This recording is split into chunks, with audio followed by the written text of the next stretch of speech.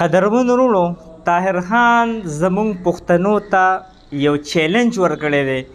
دغه چیلنج ما اکسپټ کو، قبول مې کو. تاسو لومبې د ده د غرورناکې خبره واورئ، د هغې نه پس تاسو سره تفصیلي خبرې کوم.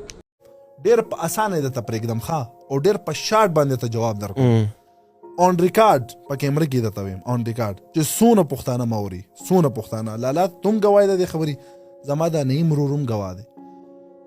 وکیل به نیسي په سپریم کورټ کې، د وکیل خرچه په ما ده، زه به ول د وکیل پیسې ورکوم.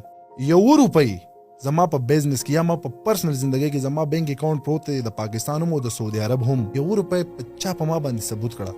زما چې څونه اساسي دي اوس، زما گاڑی دی، زما کور دی، زما ریسټورنټ دی، زما بزنس دی، چې چا دا پروف کړ چې یاره دې سړي په دې کې دا کار کړی دی، والله چې تاسو اون ریکارډ ته هم غټ آفر دی چې د چیریټي پیسې د خپل بزنس کې لګولې چې ما لګولې دي، او چا په ما ثابت کړ په عدالت کې، په ویډیوز نه چې تو راشي په ویډیوز کې نفرت خوريږي کنه، دا راشه په ما ثبوت کا اون ریکارډ وته چې خپل بزنس خپل سونه چې زما اساسي دي داغه انسان په نوم به لیکم. 1 روپۍ سیوانه چې په ما باندې چا یو هم ثابت کړ.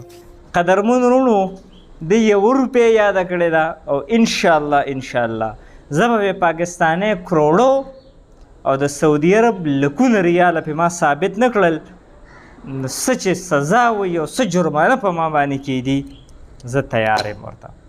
څو پیرې ما ایکسپلین کړي دي. زه د 18 سالو چې ما کاروبار شروع کړی، ما به لاهور ته تلم، ستا په پوډکاسټ کې ما ویډیو وګورم. دا 18 سال زما د سټرګل نه سړی څه خبر دی. ما چې څونه کارونه کړي، الحمدلله په دې نیت مې کړي چې د خپل خاورې دپاره، د خپل خلکو د پلا بهبود دپاره خالص د الله د رضا لپاره وکړم.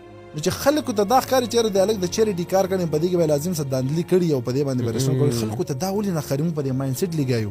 قدرمن وروڼو د 1 روپۍ یاده کړې ده، او انشاءالله زه به پاکستاني کروڑو او د سعودي عرب لکونه ریاله په ما ثابت نه کړل، څه چې سزا وي او څه جرمانه په ما باندې کېدي، زه تیار یم.